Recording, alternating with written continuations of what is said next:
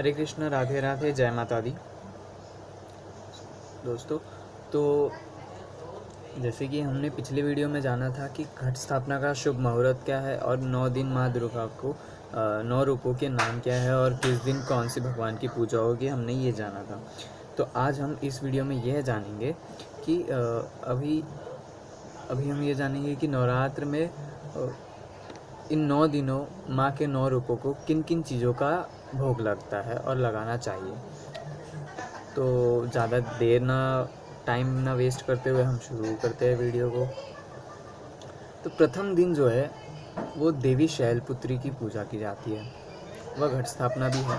तो नवरात्र के प्रथम दिन माँ शैलपुत्री की पूजा की जाती है, अर्थात शैल का अर्थ है पर्वत और पुत्री यानी बेटी। तो इस प्रकार हिमालय की पुत्री को शैलपुत्री कहा जाता है। शैलपुत्री देवी की पूजा के बाद जो प्रथम दिन है, शैलपुत्री देवी की पूजा करने के बाद हम उनको केला व अन्य फल का भी भोग लगा सकते हैं, या फिर शहद, गुड़ व घी, शक्कर का भी प्रसाद हम जो है भोग लगा सकते हैं माँ को।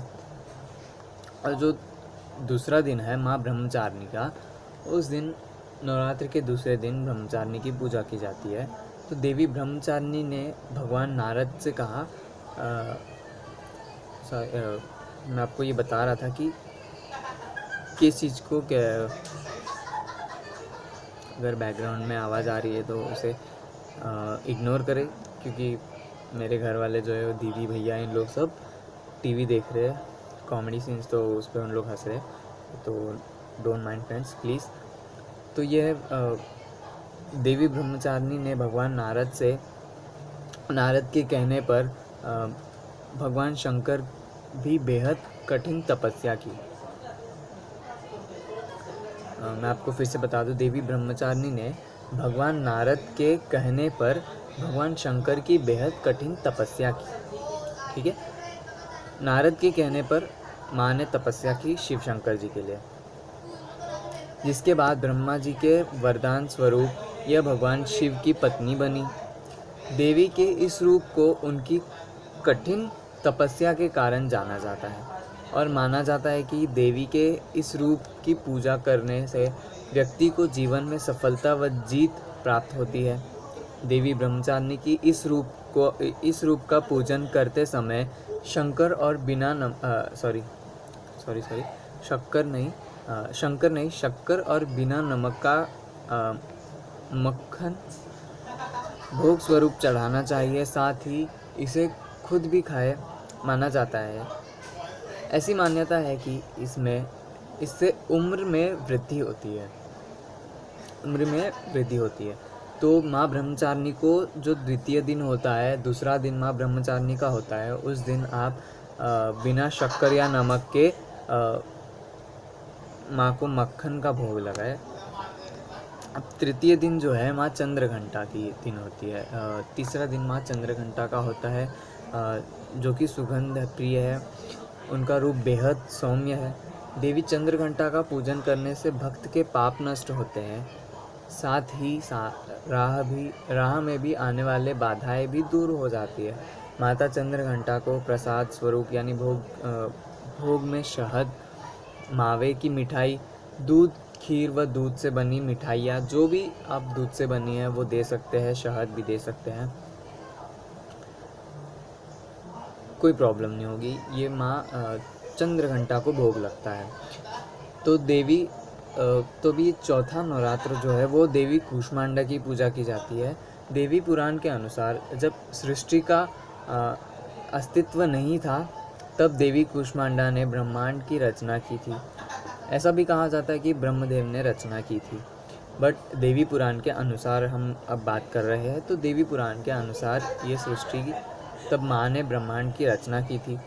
इसकी 8 भुजाएं हैं और इसलिए माँ की 8 भुजाएं हैं, इसलिए अष्टभुजा भी कहा जाता है। देवी कूष्मांडा को पेठा, मालपुआ, दूध पाक का भोग लगाए।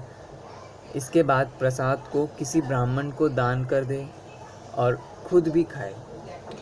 तो ये देवी कूष्मांडा जो थी चौथी नवरात्र में चतुर्थी जो जिस दिन होती है उस दिन चौथा नवरात्र जो होता है उसमें देवी कूष्मांडा की पूजा होती है। और उस दिन आप इन चीज़ों का भोग लगाएं माँ को, पेठा, मालपुआ, दूध पाक का भोग लगाएं और इसे प्रसाद को ब्राह्मण को दे और आप खुद भी खाएं।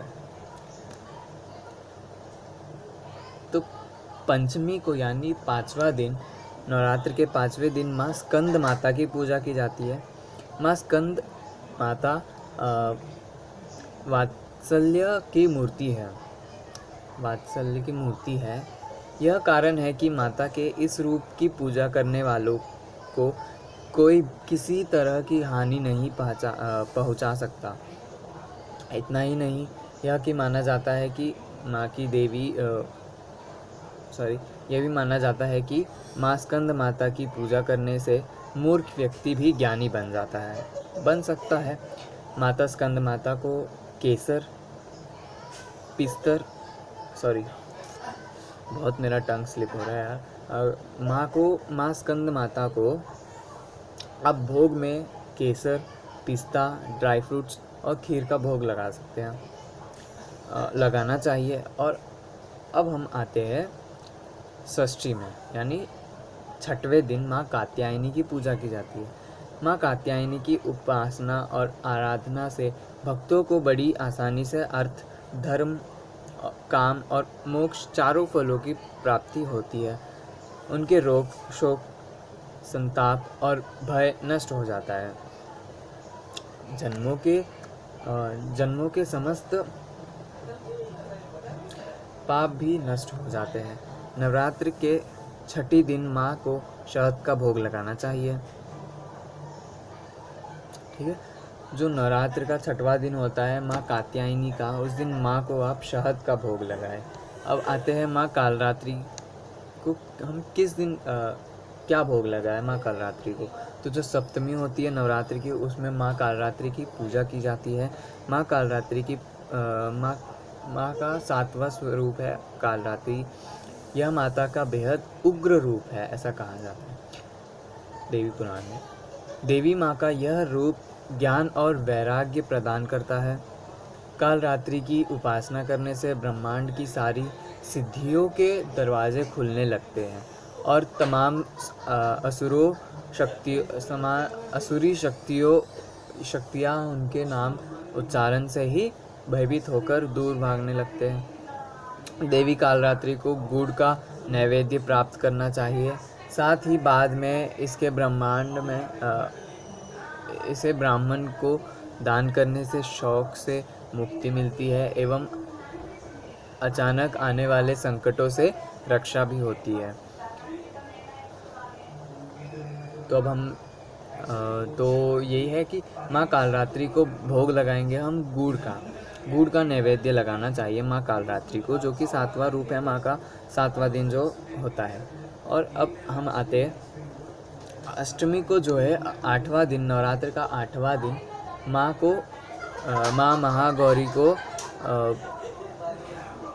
माँ महागौरी की पूजा की जाती है। तो अष्टमी को शक्ति महागौरी की पूजा की जाती है।